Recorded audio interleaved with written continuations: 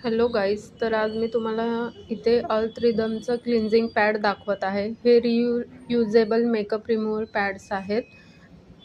हे तुम्ही किती वेळा पण वॉश करू शकतात. हे मला काहीतरी 169ला मिळालं. हे 200 अराउंड आहे काहीतरी.